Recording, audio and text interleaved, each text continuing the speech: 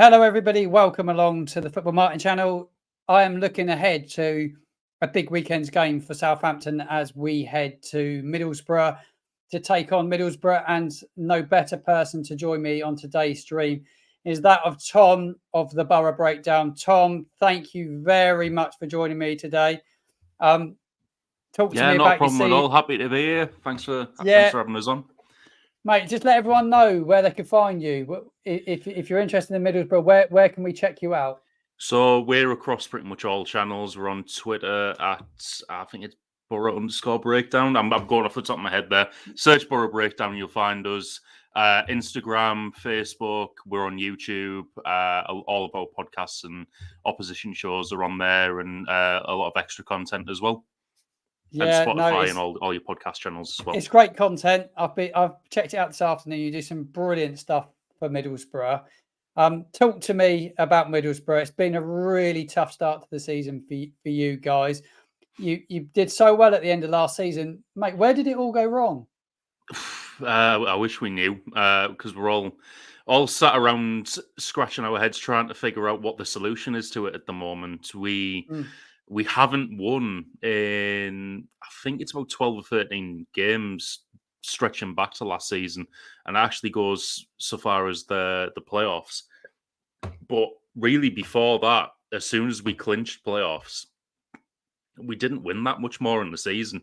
And the drop-off might have started then and kind of carried over. A lot of people will point to the summer recruitment and kind of say we've lost some big players and replaced them with more potential than like established players. But you've got to look at the players that we lost. Archer and Ramsey, we didn't sign until January, and we were winning games before them. So I don't think they were the main two that we've lost. It's Ryan Giles and Chuba Akpom. Obviously, Giles has gone to Luton. Akpom's gone to Ajax for around 12 million, which is a good deal financially for us, not so much in terms of losing what he brought to the team. But then the players we've replaced them with, we've got the likes of, say, Morgan Rogers from the Man City Academy. Sammy Silvera has come over from Australia and looked exciting before we signed him. We've signed a couple of players from Europe in Lucas Engel, Emmanuel Latte-Laff from Atalanta, and Bangura, Alex Bangura from Canberra in Holland. So not really established championship players, but it definitely seemed like we were trying to fit a profile of player in terms of what we were trying to replace and what we need in this system. And it hasn't clicked just yet, and it's been some awful football to watch at times. And you played Wednesday last night, who were bottom of the league as well. How did the game pan out? For anyone that didn't tune in and see it, I didn't see it because I was obviously interested in what was happening at St Mary's. But what was the game like last night? Wednesday have really struggled as well. Were you looking to try and get that first win against them last night? To be honest, I think both teams were looking at it from that going into it. They were both probably thinking this other team's not really had a good run of it. We can probably get a first win here and get some momentum. But that game, the politically correct way of saying it would be not one for the neutrals. It's absolutely terrible. Our first half performance was shocking. We were 1-0 down at half time. All of Boro Twitter was pretty much imploding at that point. And then we did come back in the second half. We got a goal, and then for a lot of the second half, it only looked like it was going to go one way. We just couldn't get that second. But no, 1-1 draw with Sheffield Wednesday away wasn't what anyone wanted from that, and it really had people starting to loudly question things for probably the first time under Michael Carrick so far. If you check a lot of the Boro fans on Twitter, a lot of it is conversation around that now. Like, is he the right guy anymore and stuff? A lot of people think he's kind of earned that time to turn it around, but it's tough at the moment. He's making some decisions that are baffling some people, and we're just, like I say, waiting for it to click. We hoped it would be against Sheffield, but apparently not. Yeah, Michael Carrick, I think it was spoke about a few days ago. I read an article. He was like the darling of the EFL last season. Did a wonderful job. Everybody was talking about him going on to manage some of the top clubs in England. He's now fighting for his job at Middlesbrough with the club bottom of the Championship. As a fan base, you feel he can turn it around? And also yourself, Tom, do you feel that Michael Carrick can turn it around? I want him to. I don't have a kind of strong feeling on it at the moment. I was on Blackburn's opposition preview show last week, and they were asking if people were starting to question Carrick, and I was like, I don't think a lot of the supporters are. Like I say, he's got a lot of goodwill carried over from last season, and we've seen what Michael Carrick can bring as a head coach at the best of times. So we really want him to turn that around. I think he is obviously well liked by a lot of the fan base, and I think a lot of the fan base as well are pretty exhausted by the fact that we tend to do this quite often now. Before, like you look at last season, we went, I think it was 11 or 12 games under Wilder, and we were bottom three before Carrick came in. Before that, we were mid-table under Warnock, and then he got sacked around the same time of the season, and Wilder came in.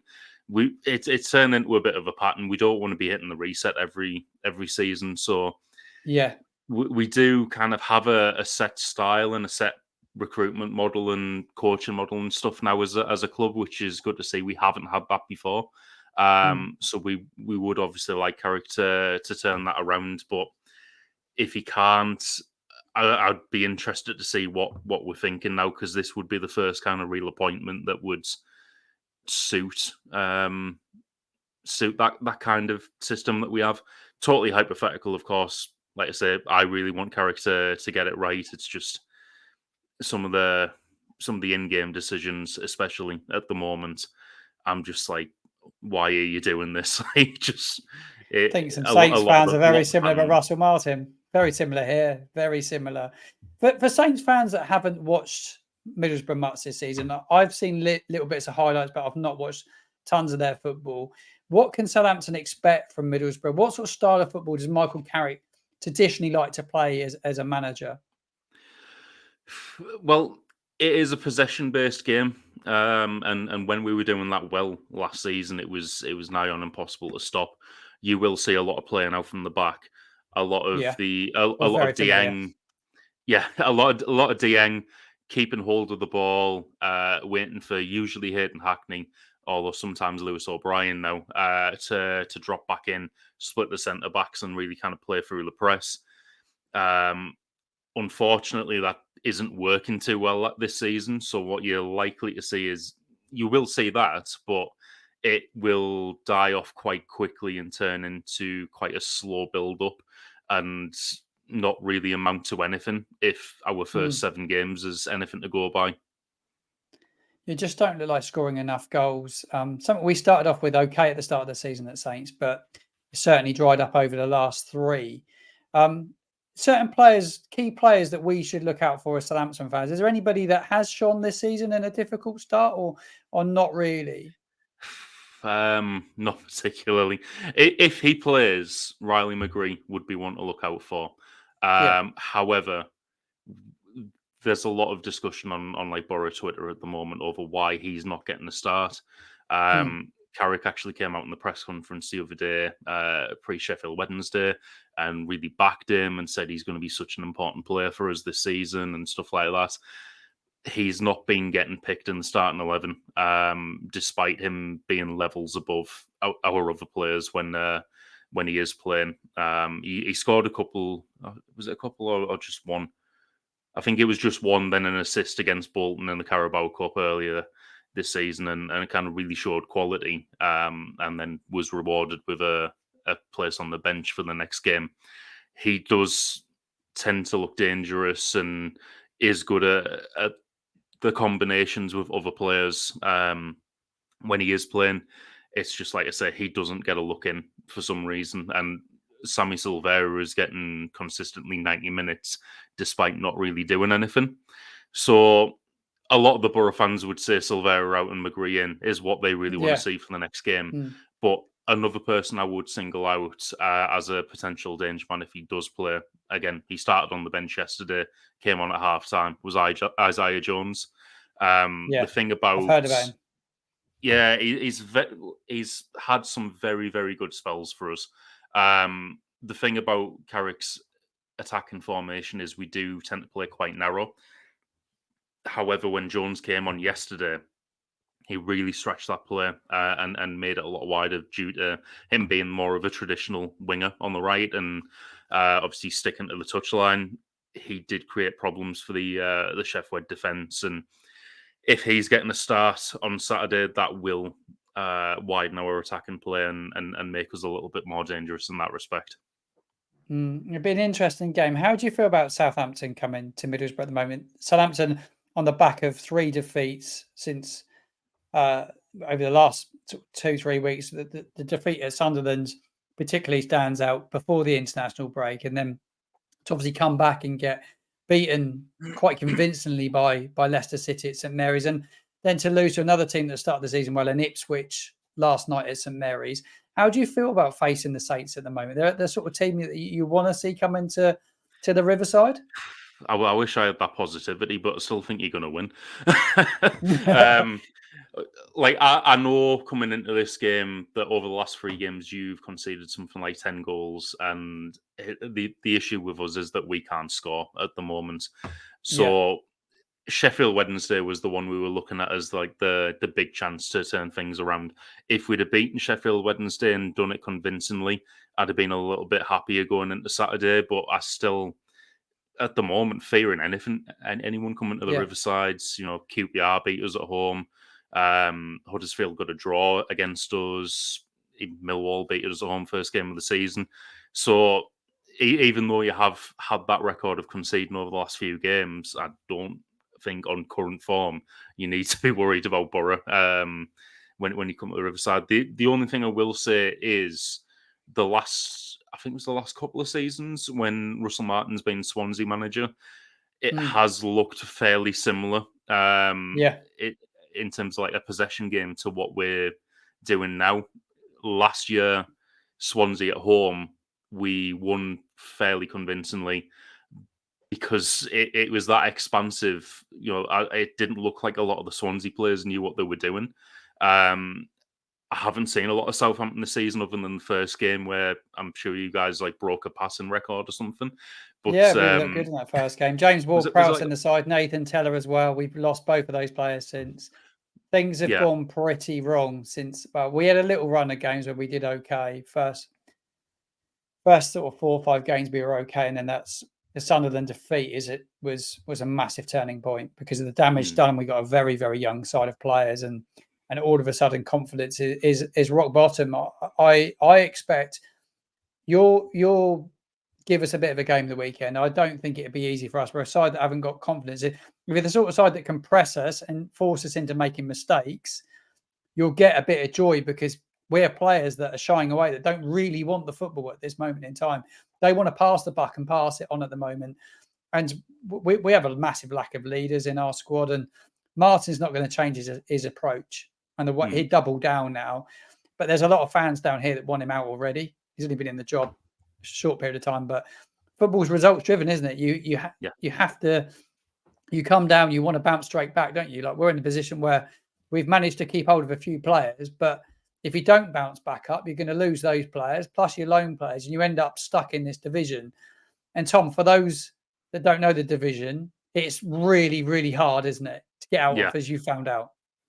Oh, definitely. I mean, growing up for me, like I'm 30 now, so a lot of like, my growing up was seeing us in the Premier League, Mendieta, Janino, Yeah, Zenden, Hasselbank, Viduka, etc. All these quality players that played for Borough, and then we got relegated, and we've been back one season since. It's, I mean, soul crushing at times this division because it's that hard to yeah, get out of. Um, but yeah, it's a very very difficult division. You will obviously see before every season or during every season people say, "Oh, it's a poor division this year." Like apparently last year was a poor division, but you still had about 8 different teams fighting it out for playoffs, and yeah. Luton ended up going up. So it is like I say, very difficult to get out of unless you manage to find that formula and become like a Burnley or something and win it outright. Yeah, it's a confidence game, isn't it? It's all confidence driven. Something that we don't have at the moment. We just look to have stopped scoring goals, which is a little bit of a concern, and we're just so leaky at the back. I think you'll be surprised when you play us at the weekend because any team could score against us. We're yet to keep a clean sheet this season. And I just feel that we're so vulnerable right now. If Boro do have a bit of a go and get a bit of a joy, what a lift could it be for Middlesbrough if they could get a goal against Southampton and get an early lead or get a lead at some stage? What's the atmosphere like inside the Riverside at the moment? They're sort of like going to really drive the team on because they're passionate fans. It's a big football club. And you look at it, it's a sleeping giant of that division. Yeah, the atmosphere, other than the South Stands, where we've got Red Faction, our singing section, pretty much they keep going through the entire match. Anyone going to the Riverside on Saturday, you will have to stand next to them and say that all game. We've got a drummer and everything. It'd be very loud from there. Yeah. The rest of the stadium, I feel, can be quite flat at the moment. There was a lot of optimism coming into this season. Then we lost 1-0 home to Millwall. Everyone was thinking, it was a tough game against Millwall. We can still have a good season. They weren't really thinking too much of it. Then what we've seen since then in terms of Huddersfield and getting beat off QPR. When we got beat off QPR, the amount of kind of disgruntled fans around me and people leaving early and stuff was more than I've seen in obviously Carrick's whole tenure. So it is starting to get a bit more flat, and people are starting to lose patience a bit in the Riverside. So I feel like the longer it goes on without a goal, the more we're going to be getting frustrated. And I don't know if you guys are seeing this now with Russell Martin. Obviously, he's got his own way of playing. He's got that possession style. We're very much the same. It's in terms of that patient build-up, I think when you're not winning, that can get on the fans' nerves quite quickly, and they just it can. And I think you need. Don't you think that when you're a side that want to play possession-based football, you need confidence? Players need to be buoyant. Yes. They need to be in a good place. The football club needs to be in a good place. And when you don't have confidence to play out from the back and to play a possession-based game is almost an impossibility. That's what we're seeing. We're getting picked off by teams week in, week out at the moment because we just don't have the confidence. But we have to stop our rot really, really quickly because if you want automatic promotion back to the Premier League, things have to change really quickly. And a lot of Saints fans fear going to Middlesbrough already the weekend, just saying, well, they haven't won all season. I bet you anything that it'd be pretty saintly to go and lose at the weekend. So I think it'd be an interesting game. I was looking at the prior results actually, Southampton, Middlesbrough, and we haven't played you. I don't know if this is right. This is some statistics I took off the internet earlier. May 2017, it's some time ago, back in the Premier League. I think I remember that game. I think it was Patrick Bamford scored a header off a corner for us. But yeah, I mean, it's been quite a while. A narrow win for Saints. Yeah, it was a narrow win back then. And then you go back to December 2016. Saints just about scraped at home. And then when we played the Championship, you've got to go back to 2011 and 2012 when we played you last. It would have been like in our promotion year. Yeah, I remember that Saints, game. That division. Do you? Yeah, Marouane Zamama scored a free kick at the end of the game, and I think it pretty much delayed you guys getting promoted by like a week or something. I'm pretty sure it was like that game you could have been promoted or could have been champions or something like that. And it was the most Boro thing ever. We'd done nothing all season, but we turned up for that game. Just turned up for that one game. Before you go, I want to get your score prediction for the game. I'm going to give you mine as well. Something I always like to try and do on any little broadcast I do. What's your score prediction for the weekend, Tom? Regardless of our current form, I always try and stay optimistic, and especially with home games. I'm going to go 2-1, which I think it was either that or 2-0 when we played Russell Martin Swansea at the Riverside. So I'm going to go 2-1. Do I think that's going to happen? Probably not. But that's what I'd obviously My, love to see happen. my gut feeling is you'll get your first win of the season against us. I'm going to go with a 1-0 Boro win. Very negative from me, but I don't see things changing quickly down here. The fan base is pretty disgruntled already. I think another defeat would be a disaster, but I think it's going to be really tough for us to just turn the form around now. So, yeah, I wish you all the best for the rest of the season. Tom, before you go, Cheers, Tim. we can find you. What platforms you're on? Let everyone know what platforms you're on. So we're on Twitter as, like I said, Boro Breakdown. You search Boro Breakdown on Twitter, you'll find us. Facebook, Instagram, we're on TikTok, all the TikTok's podcasting great. platforms, Yeah, and also YouTube. Like I mentioned, we've got a lot of content on there, and the aim is to keep going with that. it's brilliant. Tom, it's been great having you on. Guys, make sure you do give Tom a follow. Brilliant content they're putting out. I really appreciate your time this evening, and good luck for the rest of the season, Tom. Thank you. You too. But thank you, my friend. Cheers. That was Tom from the Boro Breakdown. My first match preview here on the At Football Martin channel. So delighted to do that with a really good fan in Tom. So thank you all very much for joining me today, and I'll see you again soon.